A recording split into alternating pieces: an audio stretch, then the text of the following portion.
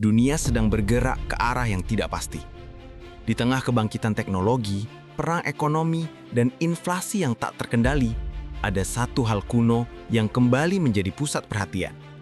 Sebuah logam yang telah menjadi simbol kekayaan sejak peradaban kuno, emas.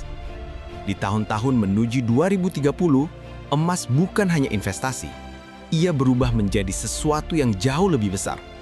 Ia menjadi senjata rahasia negara superpower. Pertanyaannya, mengapa sekarang? Dan bagaimana emas kembali mengambil perannya di panggung kekuasaan dunia?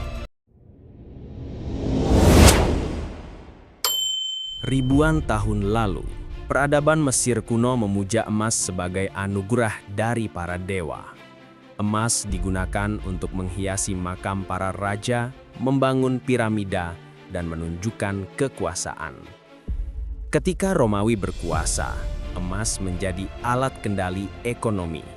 Dengan logam mulia itu, mereka membiayai perang, membangun kota, dan menaklukkan dunia. Berabad-abad kemudian, dunia modern menjadikan emas sebagai dasar sistem moneter global. Tahun 1944, lahirlah Bretton Woods Agreement. Setiap dolar Amerika dijamin dengan emas. Artinya, satu lembar uang mewakili nilai nyata di brankas. Namun, pada tahun 1971, Presiden Richard Nixon membuat keputusan bersejarah. Ia menutup pintu penukaran dolar dengan emas. Dunia kehilangan pegangan nyata atas nilai uangnya. Sejak hari itu, uang hanya menjadi janji. Janji dari pemerintah yang bisa sewaktu-waktu gagal ditepati. We must protect the position of the American dollar as a pillar of monetary stability around the world. I have directed Secretary Connally to suspend temporarily the convertibility of the dollar into gold or other reserve assets, except in amounts and conditions determined to be in the interest of monetary stability and in the best interest of the United States.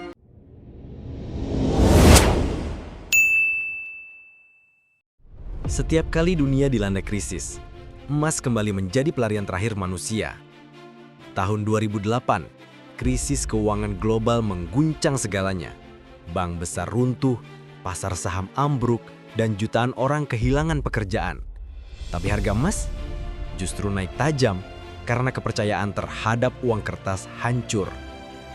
12 tahun kemudian, pandemi melumpuhkan dunia. Ekonomi berhenti, pabrik tutup, pemerintah mencetak uang dalam jumlah luar biasa besar untuk menyelamatkan sistem. Dan lagi, emas menunjukkan kekuatannya. Saat inflasi melanda Amerika, Eropa, hingga Asia, bank-bank sentral dunia diam-diam membeli emas dalam jumlah rekor.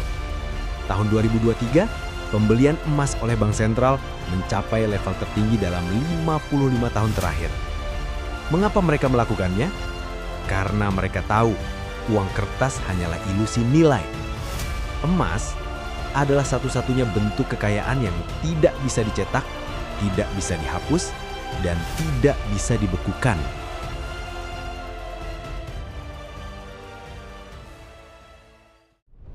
Dalam dunia geopolitik, emas bukan sekedar logam mulia. Ia telah berubah menjadi senjata. Rusia dan China adalah dua negara yang paling agresif membeli emas dalam satu dekade terakhir. Rusia meningkatkan cadangan emasnya lebih dari 2 kali lipat sejak 2010. China secara diam-diam mengimpor ribuan ton emas melalui Hong Kong dan Swiss. Mengapa mereka lakukan itu? Karena mereka ingin melemahkan dominasi dolar Amerika. Setelah sanksi barat terhadap Rusia tahun 2022, Rusia diblokir dari sistem SWIFT.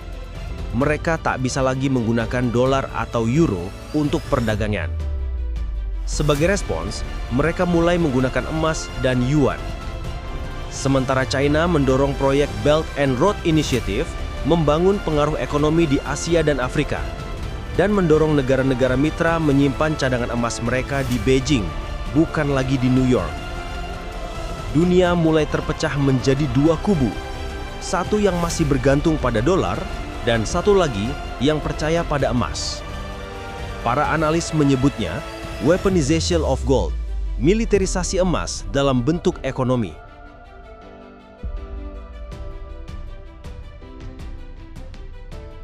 Tahun 2030 mungkin menjadi tahun paling penting dalam sejarah keuangan modern.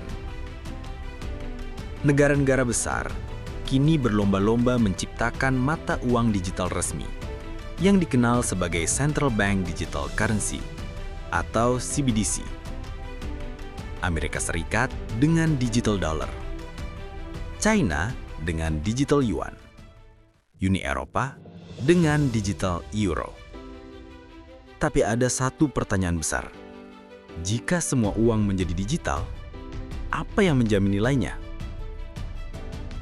Jawabannya bisa jadi emas. Banyak ekonom memperkirakan bahwa untuk mempertahankan kepercayaan publik, bank sentral akan kembali menambatkan nilai mata uang digital mereka pada emas fisik. Dunia akan kembali ke sistem yang disebut gold-backed digital currency. Uang digital yang setiap unitnya dijamin oleh cadangan emas nyata di brankas nasional. Jika ini terjadi, negara yang memiliki cadangan emas terbesar akan memegang kendali penuh atas sistem keuangan baru ini. Amerika masih menjadi pemilik emas terbesar, tapi China dan Rusia terus mengejar dengan kecepatan mengkhawatirkan. Dunia menuju persaingan baru. Bukan lagi siapa yang punya senjata paling kuat, tapi siapa yang punya cadangan emas terbanyak.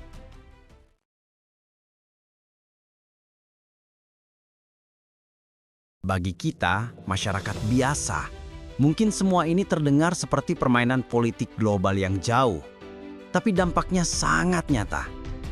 Saat negara superpower menjadikan emas sebagai senjata, bagi individu, emas adalah perisai. Emas bukan sekedar investasi jangka panjang. Ia adalah bentuk kebebasan finansial. Tidak tergantung pada sistem perbankan, tidak bisa dibekukan seperti rekening, dan nilainya diakui di seluruh dunia. Dalam krisis global berikutnya, yang mungkin datang lebih cepat dari dugaan, mereka yang memegang emas, bahkan hanya sedikit, akan menjadi kelompok yang paling siap bertahan.